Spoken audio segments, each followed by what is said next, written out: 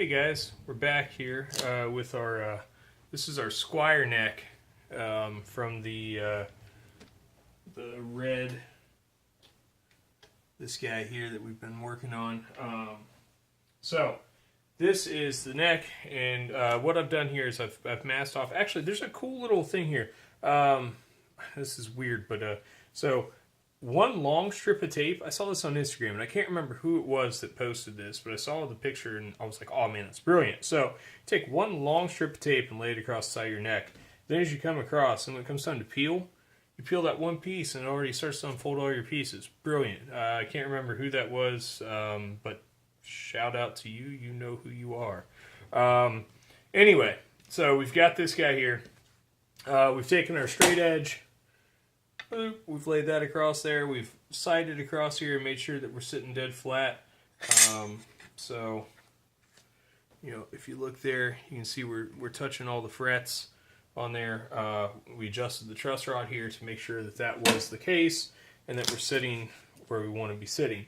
Now, what I like to use here is I've got these, it's a little machined aluminum level, and because it's been machined flat, this is really nice. Now, I've got PSA pressure stick adhesive 220 grit sandpaper on here, and because this is dead flat, it really works well for leveling these frets. Now I've come through and I've marked these with a Sharpie, so all we're looking for now is we're going to do a couple of light passes and kind of see where we are on here, and see kind of what our fretwork is. So start taking some light passes here, and then I'll pull this over to the camera and kind of show you sort of what we're looking at and what we're looking for.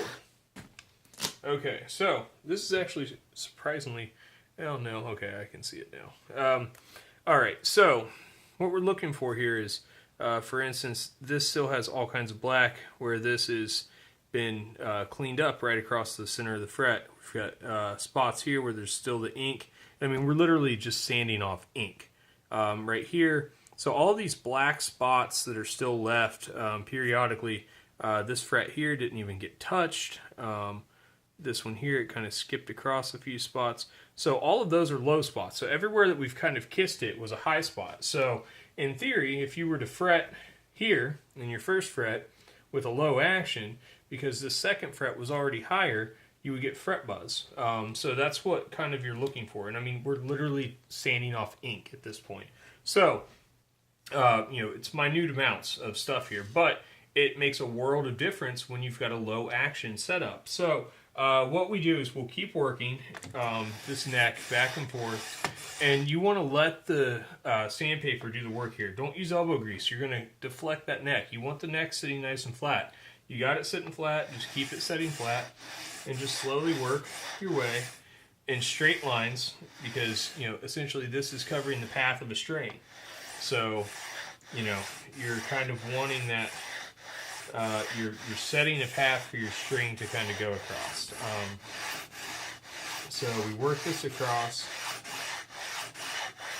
and as we go, this was actually surprisingly, for the shape that bridge was in, these frets were nowhere near as out of whack as I kind of initially thought they were going to be.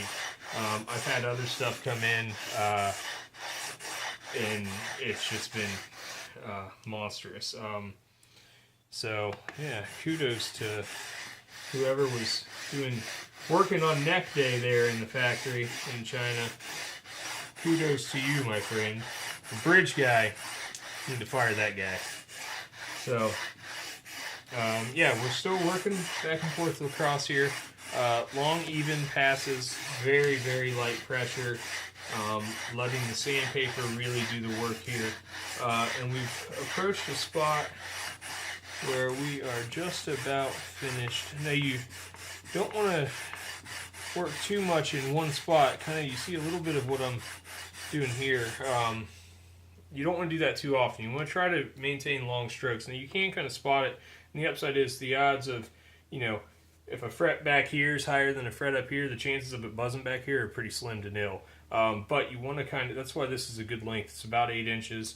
It covers about half the fretboard. So in theory, unless you've got superhuman fingers, about anywhere you're going to stretch and make a chord, they should all be relatively in relation to one another perfect. So this is just one of those steps that you kind of got to take. Now we are real close here. That first fret is just starting to show a little bit of a glimmer across it. The rest of them are starting to look pretty darn good. And again, we're just looking for flatness here. We want this to be set in a way so that we don't have a fret below the other one that's going to be a little too high. If it is, it'll cause string buzz. It'll cause things to fret out. You do a big bend, and next thing you know, there goes your tone. It just disappeared.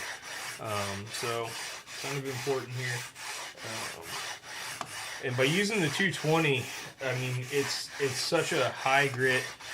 Comparatively, 220 against these nickel silver frets, you're not removing very much material at all. So you can really kind of take your time. In the past, I would have started with files, but I find this to be, a little bit of a less is more approach, and really enjoyable. Now I'm kind of got it tilted up on the edge here, and I'm coming across these, and what that's doing, that's kind of helping knock off a little bit of those burrs, and just kind of easing those edges. Now again, you guys saw in some of my other videos, I've got some tools that work really well for getting those close, and we are just about there.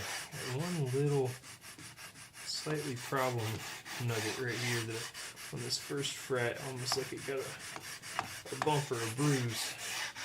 Again, don't stay too long in one spot, but we are removing so little amount of material that, you got to be doing that for a while to really, reach a point of no return on this. And this is also a brand new neck, so we've got plenty of material here to work with. There we go. Oh, perfect. Okay, so we've now essentially leveled this. So as you can see, every one of these frets across the middle no longer has a black mark. And you see that first fret, how close it was. We just kind of finally finished it. So we've got this close now. Now, do we stop here and move to the next step? No, we double check our work. So we go with one more pass. So now in theory, since all these are dead flat and all we're removing is the thickness of some ink, one pass, if all these are even and flat, should eliminate all of our marks there. So we're going to mark this out one more time.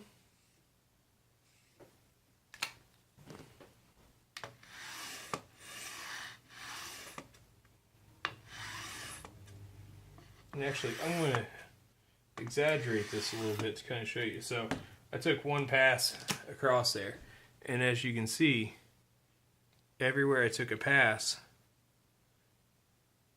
it just removed that ink. So that tells us that we didn't wander, we didn't wobble, we're in good shape. Now I'll continue this until I've removed all the ink again, but this is a much shorter process this time around than it was the last time. Last time we were worried about getting everything level. This time we're just kind of, double checking our work. If we have any spots that take a little extra elbow grease, they'll show up.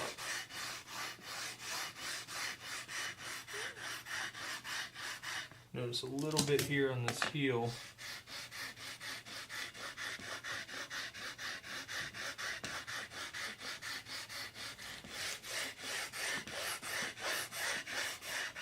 And if you do a little bit of spot adjustment like that, just remember to always come back and do your long strokes. Yeah, there we go. Okay, so we've got this guy prepped up here.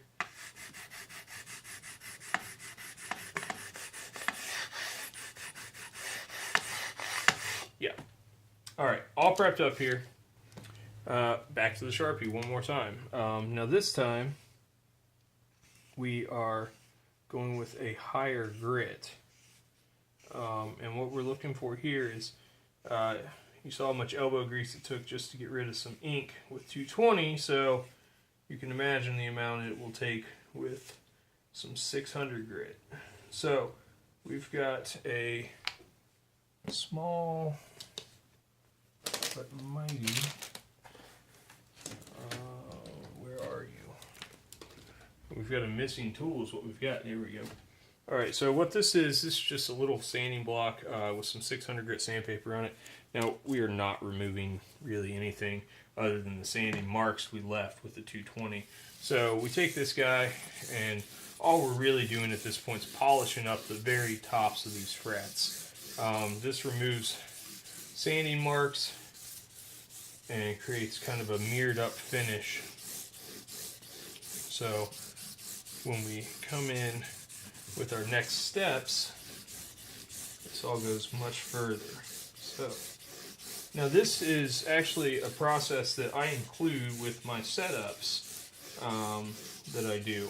The reason why is my setups are not cheap, but I do this on every guitar, and the reason why is it's the only way I can ensure a good setup. If my frets aren't right, I'm at the mercy of the neck. I'm at the mercy of the guy behind me, or in front of me rather, that did the work. So I don't want to trust his work. Now that if I spend the extra time and do this work myself on the setup, I can guarantee that I've got a good setup for my customer, and a happy customer is going to come back and he's going to bring me more work. A lot of guys would gripe a lot less about spending a few extra bucks for quality work. There's an old saying, the bitterness of poor quality outlasts the sweetness of a good deal. So that's kind of what we're looking for here is, you get what you pay for with this stuff.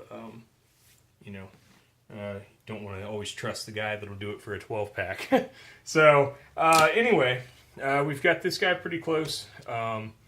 At this point, we'll mark it again. We've kind of polished these up some. You can kind of see, there's a good amount of shine on there already for these frets, but we still need to recrown them, which I've shown in other videos, so I won't get into that. But yeah, that's initially how you would level a fretboard and get it prepped for recrowning and then polishing. So thanks for watching, guys, and I'll catch you next time.